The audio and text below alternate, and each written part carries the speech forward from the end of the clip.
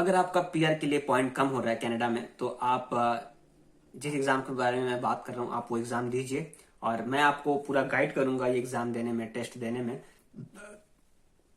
Theory हो या practical, जो आपको ऑब्वियसली एक बहुत अच्छा पॉइंट दे सकता है आपके पीआर के लिए। क्योंकि मान के रखिए कि पीआर के लिए एक एक पॉइंट बहुत इंपॉर्टेंट होता है। बहुत बार एक एक पॉइंट से ड्रॉ में लोग पीछे हो जाते हैं और आपको ये टेस्ट देगा कम से कम 15 से लेके 25 मार्क्स तक, यानी पॉइंट्स तक। ठीक है, तो ये डिपेंड करता है कि आपका एज और ये सब बाकी कितना है, तो उसके हिसाब से 15 से लेकर 25 तक आपको ये पूरा पॉइंट देगा। तो आप ये टेस्ट जरूर दें, और जिस टेस्ट का मैं बात कर रहा हूँ, और आपका बस पीआर के आप थोड़ा और नजदीक हो जाएंगे। और ये आपको बहुत हेल्प करेगा आपके करियर में, आपको कहीं भी मूव करने के लिए, आपको अपने काम में कहीं भी। ठीक है, तो प्लीज ये वीडियो पूरा देखें और उसके बाद बस सब कुछ आपका ही है। हेलो दोस्तों, मैं विश्वजीत फिर से स्वागत करता हूं आपका एक नए वीडियो में। और मुझे एक बात बताते हुए बहुत खुशी हो रही है कि कुछ दिन पहले मैंने अपना रेड सील सर्टिफिकेशन कंप्लीट किया। रेड सील सर्टिफिकेशन में बता दूं क्या है। कनाडा में वो इंटर प्रोविंशियल एग्जाम होता है, टेस्ट होता है। वो बहुत सारे ट्रेड्स के लिए होता है, लाइक कारपेंटर, प्लम्बर, इलेक्ट्रीशियन, और जो भी स्किल्ड ट्रेड में आता है उस पर होता है। तो कुक्स के लिए भी होता है ये, बेकरी पेस्ट्री के लिए नहीं होता, सिर्फ लाइक कुक्स के लिए होता है। ठीक है, तो उस पर मैंने अपना कुछ दिन पहले टेस्ट दिया, मैं टेस्ट कंप्लीट किया, और ये बताते हुए बहुत खुशी हुआ कि मुझे मेरा सर्टिफिकेट मिल गया है। तो ये है स्किल ट्रेड बीसी की तरफ से सर्टिफिकेट, और देख सकते हैं मेरा नाम भी है इसमें। तो ये है मेरा सर्टिफिकेट, कंप्लीट होके आ गया। बहुत दिनों से कनाडा पोस्ट के स्ट्राइक के कारण नहीं आ पाया, बट आया तो मैं सोचा कि वीडियो बनाऊं। ये वीडियो इसलिए भी जरूरी है क्योंकि जब मैं रेड सील के लिए प्रिपरेशन कर रहा था, तो बहुत ही लिमिटेड इन्फॉर्मेशन यूट्यूब पे या फिर इंटरनेट पे अवेलेबल है। Other than skill trade BC की तरफ से छोड़ दिया जाए तो बहुत लिमिटेड इन्फॉर्मेशन अवेलेबल है रेड सील पर। ठीक है, तो मुझे बहुत डिफिकल्टीज हुआ कि एग्जैक्टली क्या क्या प्रोसेस है, क्या क्या स्टेप्स लेना पड़ता है, कहाँ से पढ़ाई करें, क्या पढ़ाई करें, कैसे चीजों को आसान करें। ठीक है, तो इस पूरे वीडियो में मैं बात करूंगा कि एग्जैक्टली रेड सील क्यों करना चाहिए, रजिस्ट्रेशन प्रोसेस, टिप्स जो मैंने यूज किया था, कितना खर्चा होता है, क्यों जरूरी है, सब कुछ मैं डिस्कस करूंगा इस वीडियो में। तो प्लीज वीडियो तक थोड़ा लंबा होने वाला है क्योंकि ये बहुत इंपॉर्टेंट है जो कनाडा में है, इसलिए। ठीक है, तो बहुत इंफॉर्मेटिव वीडियो होगा तो ऑब्वियसली थोड़ा तो लंबा होगा ही। और ये इसलिए भी जरूरी है कि सर्टिफिकेट विश्वजीत सिंह के नाम पे जो बहुत ही उससे मिला है मेहनत से, उसके साथ एक ये कार्ड भी मिलता है, जो कार्ड कैरी कर सकते हैं, प्रूफ है कि आपके पास एक रेड सील सर्टिफिकेट है। सर्टिफिकेट सब जगह लेके तो घूमेंगे नहीं, हाँ कार्ड जरूर लेके घूम सकते हैं। तो ये था एक brief summary red seal certificate के बारे में। तो प्लीज वीडियो को लाइक करें, सब्सक्राइब करें और शेयर जरूर करें। और थैंक यू, खुश रहें। अगर आप ये टेस्ट देते हैं तो पीआर के लिए आपको कम से कम 15 से लेकर 25 नंबर तक आपको बहुत आसानी से मिल जाएगा। जो पीआर के लिए एक एक पॉइंट इंपॉर्टेंट होता है उसके लिए आपको 15 से 25 तक मिल जाएगा। तो मैं आपको रेकमेंड करूंगा कि ये वीडियो पूरा देखें और इस वीडियो से पूरा फायदा उठा के आप भी एग्जाम दें, टेस्ट दें और 25 नंबर लाएं और अपने पीआर के लिए थोड़ा अपना रास्ता आसान कर दें। तो प्लीज ये वीडियो पूरा देखें। ये एग्जाम के बारे में, जिस एग्जाम के बारे में बात कर रहा हूँ, ये बहुत इंपॉर्टेंट है। और ओके, तो रेड सील सर्टिफिकेशन क्या है? रेड सील सर्टिफिकेशन एक स्किल ट्रेड जो होता है कनाडा में, उसका एक सर्टिफिकेशन प्रोग्राम है जो इंटर प्रोविंशियल है। इंटर प्रोविंशियल यानी कनाडा में टोटल 10 प्रोविंस है। जैसे इंडिया में स्टेट्स होते हैं, ऐसे कनाडा में प्रोविंस है। तो प्रोविंस में एग्जैक्टली अगर आप सपोज मैं अभी वैंकूवर में हूँ, वैंकूवर आता है ब्रिटिश कोलंबिया में, तो अगर मैं रेड सील सर्टिफिकेट अगर ब्रिटिश कोलंबिया में लेता हूँ, तो ये जो सर्टिफिकेट का जो वैल्यू है, ये थ्रू आउट कनाडा, लाइक पूरा कनाडा में कहीं भी जाएंगे तो उसका वैल्यू उतना ही है। ऐसा नहीं है कि आपने बीसी में दिया तो यहाँ पे सर्ट वैल्यू है और दूसरे प्रोविंस में नहीं है, ऐसा नहीं है। तो ये इसलिए भी इंपॉर्टेंट है कि आप कनाडा में कहीं भी मूव करें अपने काम से रिलेटेड, तो आपको उतना ही इंपॉर्टेंस मिलेगा जहां आपने दिया था एग्जाम। ठीक है, और उसके बाद इसका जो प्रोसेस है, मैं ये पूरा वीडियो को पार्ट बाय पार्ट बनाऊंगा जो समझने में भी आसान होगा, प्रोसेस क्या है। ठीक है, उसके बाद स्पेशली मैं पूरा फोकस करूंगा किचन पे, क्योंकि कुक्स पे, क्योंकि जो रेड सील का कुक्स का एग्जाम है मैंने वही दिया था। ऐसे है तो 8-10 स्किल्ड में आते, ट्रेड में आता है, बट मैं कुक्स में दिया था। मैं कुक का बताऊंगा, वो मेरे लिए ज्यादा इजी होगा। तो मैं बता दूं कि क्या क्या क्राइटेरिया होता है। तो सबसे पहले आप एग्जाम देने के लिए आपको एलिजिबिलिटी जो है वो पूरा करना होगा। तो आप कैसे एलिजिबल होंगे? कम से कम आपको चाहिए 5000 आवर्स। आपको अपने करियर में कम से कम 5000 घंटा चाहिए कि जिससे आप एलिजिबल हो पाएंगे रेड सील के लिए। एक बार आप जब एलिजिबल हो जाएंगे तो आपको अपने आप को रजिस्टर करना होगा। ठीक है, रजिस्टर कहाँ करना होगा? तो रजिस्टर करना होगा आपको स्किल ट्रेड बीसी में। स्किल ट्रेड बीसी में रजिस्टर करेंगे। आपको एलिजिबिलिटी कितना चाहिए? 5000 आवर्स का एलिजिबिलिटी चाहिए। तो स्किल ट्रेड बीसी में आपको रजिस्टर करना होगा। उसके बाद एग्जाम बहुत बार अदर कुछ एक प्रोविंस में सिर्फ थियरी के लिए होता है। सिर्फ थियरी आप देंगे, आप 70% मार्क्स लाएंगे तो आप you are eligible for red seal, like you will be red seal certified.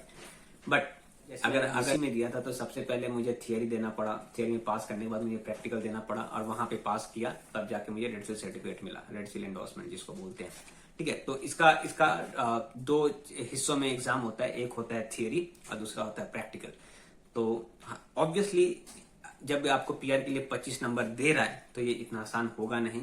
ठीक है, आपको पढ़ना पड़ेगा और बहुत ही बोलते हैं ना बारीकी से, मतलब बहुत डिटेल्ड में पढ़ना पड़ेगा, क्योंकि एक एक स्टेप्स बहुत इंपॉर्टेंट है, एक एक स्टेप्स। ठीक है, जैसे हम लोग रेगुलर किचन में काम कर रहे हैं तो मेरा एक क्वेश्चन आया था कि अब मीर पुआ को जब मीर पुआ बोल रहा रूप के लिए जब हम लोग फैट और फ्लावर लेते हैं तो कैसा होता है क्वांटिटी? बाय वेट और बाय वॉल्यूम। तो इतना हम लोग रेगुलर काम करते हैं बट उतना ध्यान नहीं देते हम लोग, बस अपना मेजरमेंट किया दे दिया। तो इसलिए मैं बता रहा हूँ कि बहुत डिटेल में होता है। तो सबसे पहले आपको देना पड़ेगा थियरी का एग्जाम। तो थियरी में पास करेंगे, उसके बाद आपको देना होगा प्रैक्टिकल एग्जाम। तो थियरी को पास करने के लिए चाहिए 70, कम से कम 70, और एक बार आप पास करके तो आप फिर प्रैक्टिकल के लिए एलिजिबल होंगे।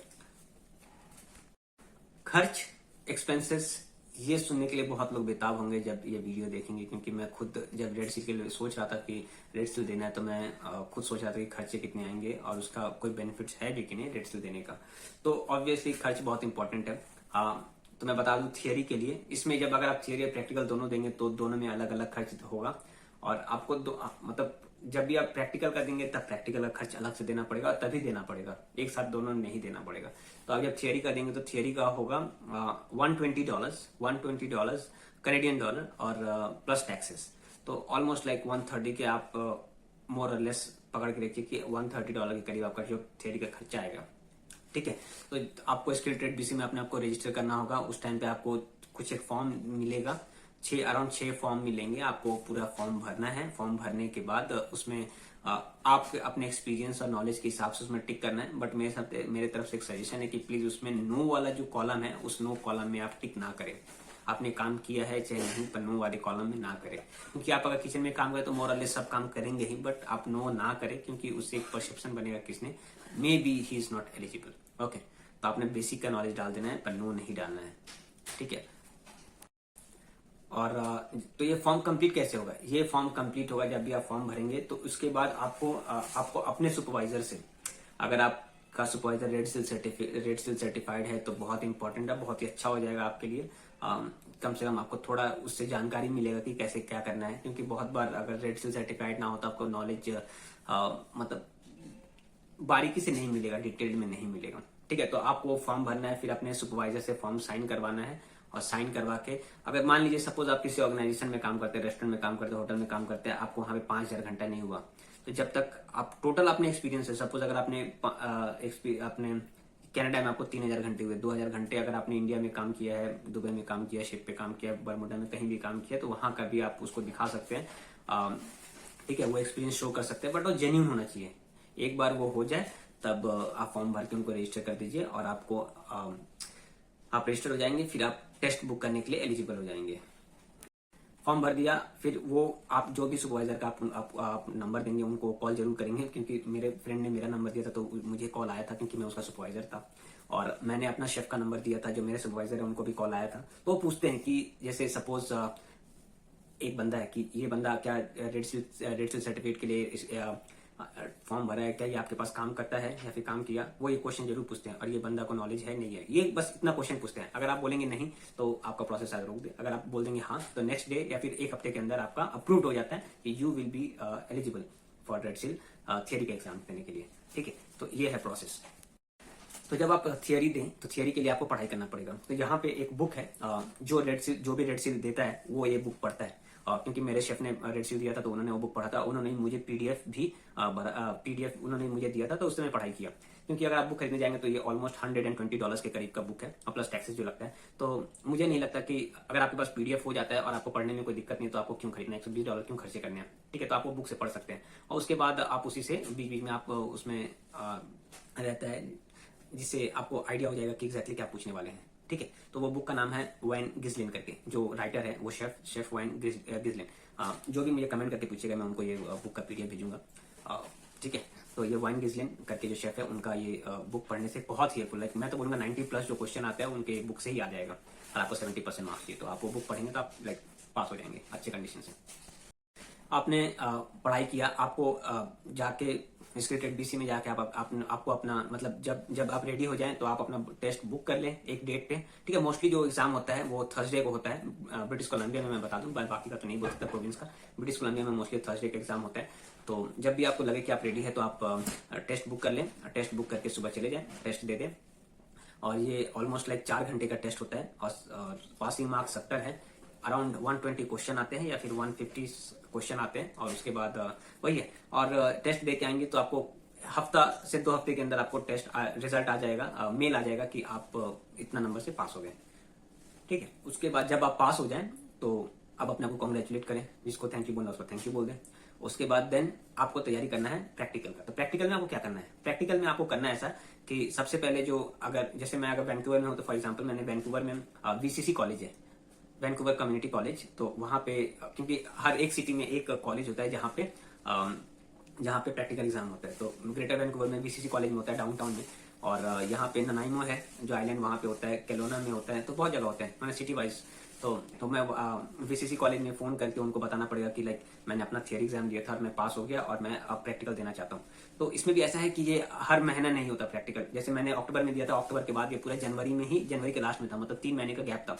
और उसमें भी लिमिटेड सीट होता है क्योंकि जो किचन होता है, किचन में जितना रेंज होते हैं उन्हीं के हिसाब से उन लोग भी लड़के वो करते हैं, या फिर जो कैंडिडेट होते हैं उनको एग्जाम के लिए इन्विटेशन देते हैं। ठीक है, तो आपको उनको कॉल करना है, कॉल करके बताना है कि मैं रेड सील ऐसे सर्टिफिकेट दिया था। और जब भी आप रजिस्टर करेंगे तो उस टाइम पे एक लेटर आता है, रजिस्ट्रेशन के टाइम पे वही रजिस्ट्रेशन, वो जो लेटर है उन्हीं को वो फॉरवर्ड करना है, और वो जो डिटेल है वही आपको भरना है प्रैक्टिकल के टाइम पे। ठीक है, उसी से आपको ज्यादा सुविधा होने वाला है आगे जाके। ठीक है, उसके बाद वो पूछेंगे कि ठीक है क्या क्या कैसे कैसे सब आप बता दिए, तो आपको एक फॉर्म भेजेंगे, फॉर्म वहां पे रजिस्टर करके आपको पे कर देना है अराउंड $420। तो पहले थियरी के लिए हुआ 120 प्लस टैक्सेस, यहाँ पे अराउंड 425-30 के करीब आपको लगे। तो टोटल खर्चा मैं बता दूं कि ऑलमोस्ट पकड़ करके कि $600 तक हो जाता है ऑलमोस्ट, कुछ थोड़ा सामान खरीदेंगे प्रैक्टिकल के लिए ये सब।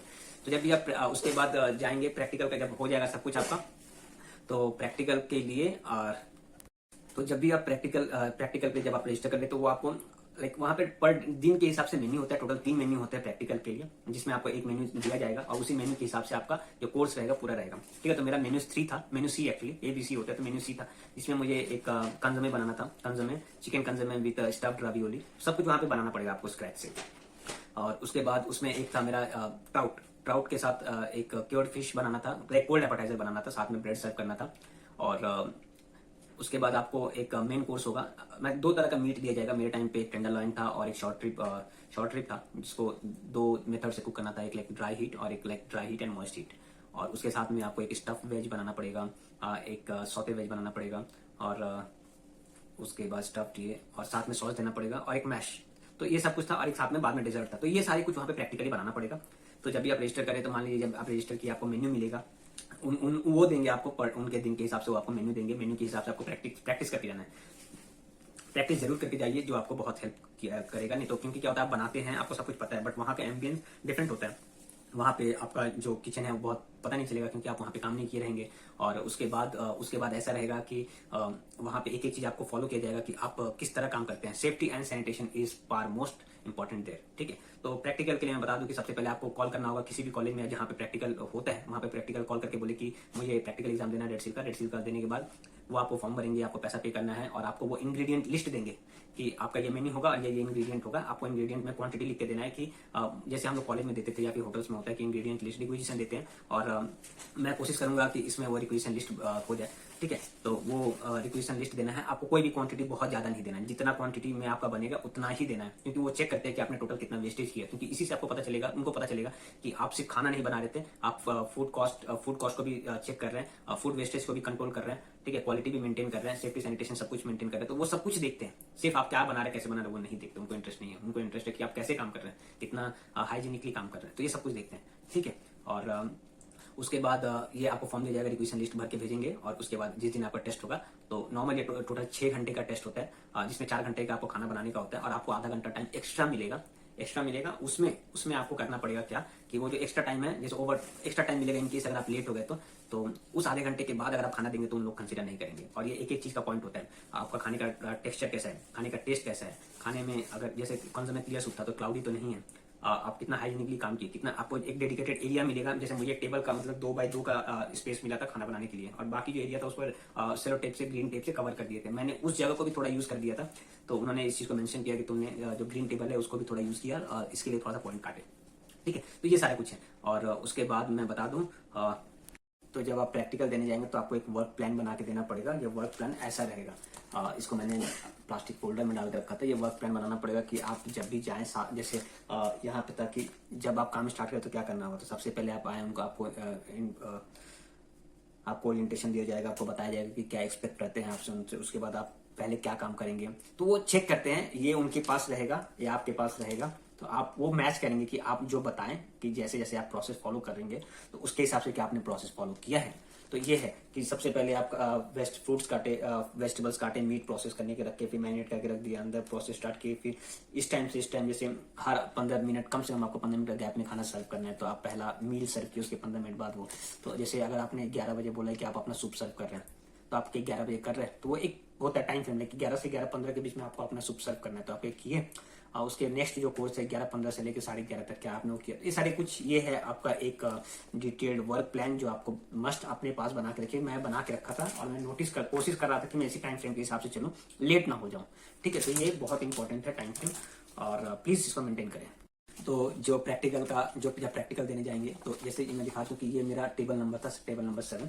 तो हर एक कैंडिडेट का एक टेबल एलोकेट किया जाता है, और उनको एक ओवन मिलता है। बहुत बड़ा ओवन शेयर भी होता है कि पास वाला आपको जो कैंडिडेट है वो शेयर कर सकता है ओवन। रेंज मोस्टली 2 मिलता है, पता नहीं बाकी कॉलेजेस में कैसा है, बट जिस कॉलेज में मैं गया था VCC में, वहाँ पे 2 रेंज था, उसमें आपको खाना बनाना है। तो ये आपका वर्क प्लान के साथ ये है कि आपको किस टाइम से किस टाइम में अपना खाना देना है। मेरे मेन्यू के हिसाब से देखिए, मैंने 10:30 बजे दिया है, फिर नेक्स्ट खाना जो 11 बजे, फिर 11:30 बजे और 12 बजे, ठीक है। उसके बाद उस बीच में मेन कोर्स के हिसाब से, तो ये था एक वर्क प्लान जो है मैंने अपने बना के रखा था। उसके बाद मैंने एक ये इन्फॉर्मेशन अपने जो इंग्रेडिएंट मैं यूज करूंगा उसका मैं एक लिस्ट बना के रखा था, कि बहुत बार क्या होता है कि इतना टेंस में और शायद मैं भूल ना जाऊं, तो मैंने अपने बेनिफिट्स के लिए ये एक बना के अपने आगे ऐसे लटका के रखा था जब जहां मैं काम कर रहा था, कि मैं क्योंकि एक इंग्रेडिएंट इंपॉर्टेंट होता है, क्योंकि टेस्ट भी तो मैटर करेगा obviously at the end of the day, test और टेक्सचर, ठीक है। तो उसके लिए अगर कोई भी इसमें मैं मिस कर जाता हूं तो गलत ना हो जाए, तो इसलिए मैं इसको पूरा फॉलो करके कि कंज्यूमर में क्या डालना है, मुझे ब्रेड में क्या डालना है, ये सब कुछ मैं इसको फॉलो कर रहा था। ये बहुत इंपॉर्टेंट है, आप ऐसे एक लिस्ट बना के जाएं।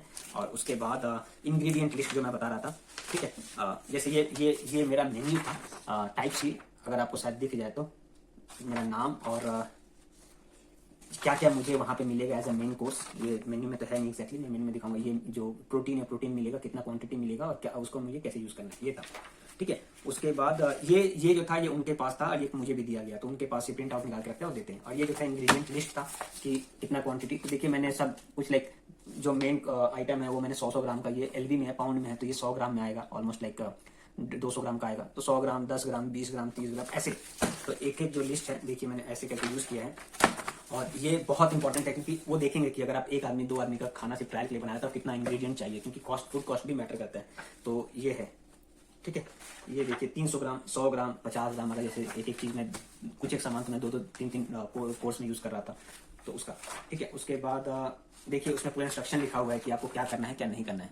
देख सकते हैं आपकी इसमें वर्क ऑर्गेनाइज मैनर में है वर्क प्लेस को, ठीक है। उसके बाद डेमोन्स्ट्रेट सुटेबल नाइफ स्किल्स, उसके बाद minimize and rectify faults, minimize wastage है। तो ये सब कुछ वो लिख के दिए कि वहां पे वो क्या आपसे एक्सपेक्ट कर रहे हैं। तो प्लीज ये सबको पूरा फॉलो करें। इतना डिटेल में तो मुझे किसी ने नहीं बताया था, but with the help of मेरा फ्रेंड हम लोग दोनों एक साथ कर रहे थे, तो हम दोनों को थोड़ा एक दूसरे को देख के हिम्मत आया। तो इतना इन्फॉर्मेशन तो मुझे लगता है यूट्यूब पे अवेलेबल है रेड सील के बारे में। तो प्लीज इस रेड सील के बारे में कोई भी क्वेश्चन हो तो आप मुझे पूछ सकते हैं और मैं जितना हो सकता है मैं आपको हेल्प करूंगा।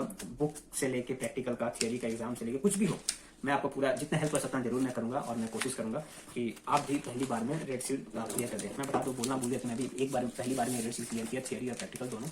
और बहुत इंपॉर्टेंट है, बहुत पैसा खर्च होता है, इमोशन रहता है, तो इसीलिए मैं बार बार बोल रहा हूँ कि प्लीज आप चीजों को सीरियसली ले जब एग्जाम देने जाए। और ये रेड सील एग्जाम आप जरूर दें, जरूर मतलब जरूर, आपको करियर ग्रोथ और पीआर के लिए बहुत इंपॉर्टेंट है। Thank you.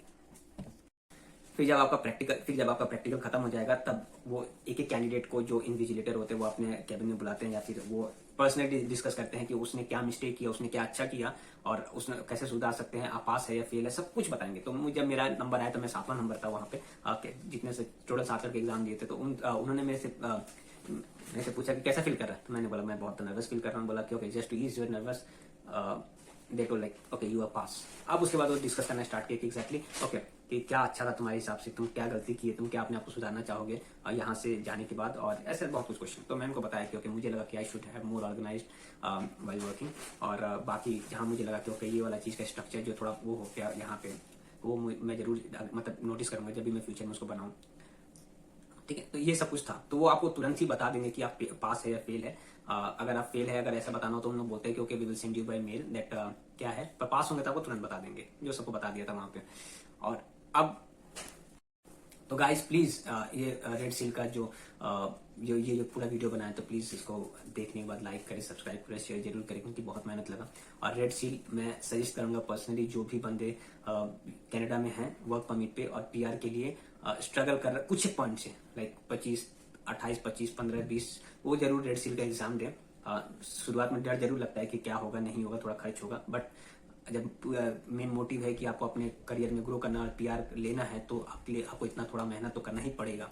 ठीक है, तो आप रेड सील जरूर दें, उसका पॉइंट आपको पीआर के लिए बहुत हेल्प करेगा। और सिर्फ पीआर के लिए नहीं, जब भी आप होटल्स में अप्लाई करें, अच्छे अच्छे रेस्टोरेंट चेन में अप्लाई करें, अच्छे पोजीशन को ग्रो होने के लिए आपको रेड सील सर्टिफिकेट जरूर चाहिए। और ये पूरे कनाडा में ही लाइक मतलब माननीय है। मतलब आप अगर एक बार दे, इंटर प्रोविंशियल एक्सेप्टेंस है कि अगर आप बीसी में दे तो कहीं भी किसी भी और प्रोविंस में जाएंगे तब भी एक्सेप्टेंस है इसका, तो प्लीज दे जरूर। ठीक है, और अगर आपको कहीं भी लगता है कि रेड सील के बारे में जानना है तो प्लीज मुझे कमेंट करके पूछे, मैं जरूर हेल्प करने की कोशिश करूंगा।